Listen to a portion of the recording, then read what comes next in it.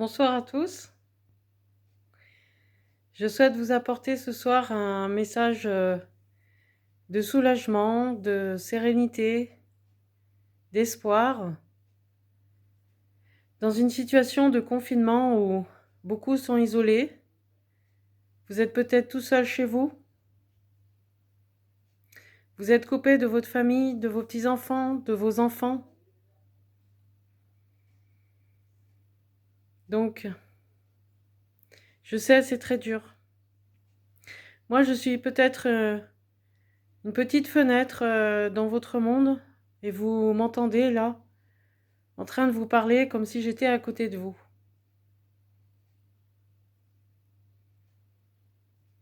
Donc on va profiter de ce petit moment ensemble.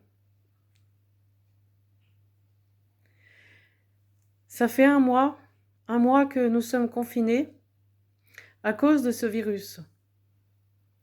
Et des actions de solidarité, d'entraide ont germé partout en France.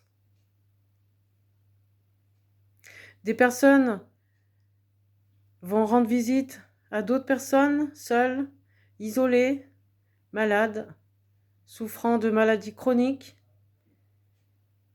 parfois des parents isolés avec leurs enfants, parfois des parents avec des enfants handicapés, des personnes handicapées lourdement. Et vous êtes peut-être aussi chez vous ce soir, en train de pleurer un être cher, et vous êtes seul. Ce qui est compliqué, c'est que la famille peut difficilement venir vous consoler, vous prendre dans les bras et vous apporter un peu d'affection et de tendresse. Donc, par cette vidéo, j'aimerais pouvoir vous amener un petit peu de réconfort. Un regard qui arrive chez vous, une main.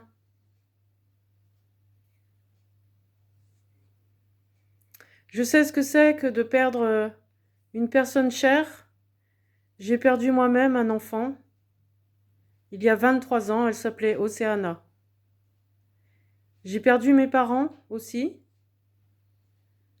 Ma mère à la suite d'un cancer.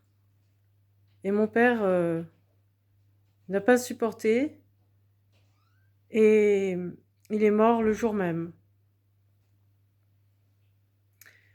Ça a été un choc pour mes frères et sœurs et pour moi. Nous nous sommes retrouvés autour de 2 cercueils. Je n'ai pas pu voir mon père, car mon père a brûlé dans sa voiture, projeté contre un poids lourd, et ça a été terrible. Les pompiers qui sont arrivés sur les lieux nous ont dit qu'ils n'avaient jamais vu ça, et c'est terrible de penser à ce que mon père a pu subir dans ce drame, dans cette solitude, où il a été face à la mort de ma mère avec qui il a vécu pendant 50 ans. C'était son ami, c'était la seule personne avec qui il vivait, car ils vivaient pratiquement en ermite, tous les deux. Et ils étaient comme un couple de martins pêcheurs. Vous savez, ces oiseaux qui sont très fidèles et qui restent ensemble toute leur vie. Quand l'un meurt, l'autre le rejoint. Mon père a fait ce choix, mais vous, il faut croire en la vie.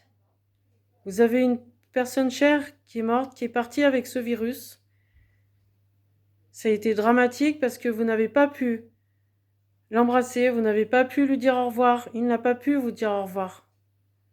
Car les choses sont ainsi faites aujourd'hui.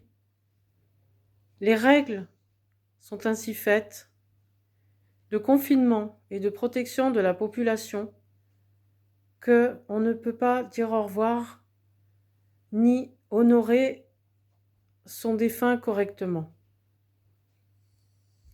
c'est quelque chose qui est très difficile aujourd'hui, car beaucoup sont partis sans qu'on puisse honorer leur mémoire, sans qu'on puisse se rassembler, sans qu'on puisse faire une cérémonie pour le respect de cette personne qu'on a chérie, qu'on a aimée. Je vous comprends ce soir, c'est pour ça que je viens vous parler et vous apporter cette sorte d'écoute et de partage avec vous, de la douleur, de la souffrance qu'on peut ressentir dans ces moments terribles où la personne qu'on aime, la personne qui partage notre vie, notre enfant, notre mari, notre maman, notre père, notre frère, notre sœur, quand ces personnes partent, ça nous déchire le cœur et tout au fond, on se sent abandonné au bord d'une tombe. Un pied sur la terre et un autre dans le ciel, c'est un déchirement effroyable. Et aujourd'hui, vous êtes seul à vivre ça chez vous. Et donc, je viens vous apporter cette petite flamme de vie à laquelle il faut vous raccrocher. Il faut vous battre, car vous, votre chemin est de continuer. Votre chemin ne s'arrête pas. Car de toute façon, vous savez que nous sommes mortels et qu'un jour, notre destin, eh bien, c'est de mourir. Quand on est né, eh bien, on nous a inscrits dans les cellules et dans le cœur qu'un jour, notre vie s'arrête. Nous ne sommes pas immortels. Bien sûr, par l'âme, certainement, j'y crois, mais par notre existence d'être vivant, moi par exemple, Chloé qui vous parle ce soir, eh bien un jour, je ne serai plus dans ce corps et je l'accepte, je le sais. Et un jour, je partirai, comme chacun de nous. Voilà, mais en attendant, eh bien, nous avons du chemin à faire, nous avons des choses à offrir, nous avons de l'amour à partager. Et il faut chercher au fond de son cœur ce qu'on doit encore faire, le sens de notre vie, ce qu'on a apporté aux autres. Et puis on est là aussi pour apprendre, pour aimer encore, pour créer et pour utiliser ses talents. Car quand on est né, eh bien, on a reçu des dons, des faits du ciel, de la terre, de la nature. Et ces dons-là, peut-être que vous les connaissez, vous avez découvert ce que vous étiez capable de faire. Et si par exemple, vous ne savez pas encore, eh bien peut-être que vous allez vous découvrir un don. Un don pour la musique, pour l'écriture, pour l'art, pour le collage, pour aider les autres, pour accompagner des enfants qui ont des handicaps. Il y a plein de façons d'être utile dans ce monde. Et c'est pour ça que je vous dis ce soir, accrochez-vous. Et je vous aime. Je vous serre dans mes bras. Et je vous invite à trouver cette petite flamme en harmonie avec celui ou celle qui est parti, que vous pleurez. Et de là-haut, il est là, il vous regarde, il vous protège, et il est dans votre cœur. Il sera toujours dans votre cœur.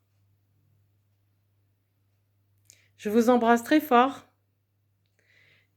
et j'espère que ce que je vous ai dit va vous donner la force et le courage de poursuivre et de continuer pour ceux qui sont encore là aussi, qui vous sont chers.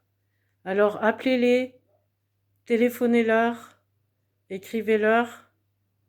Et si vous n'avez personne, mais personne du tout, eh bien, vous pouvez aussi appeler certains numéros comme Croix-Rouge Écoute.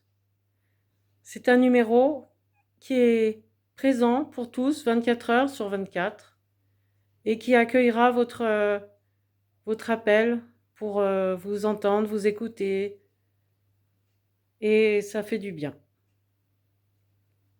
Je vous embrasse très très fort et prenez soin de vous.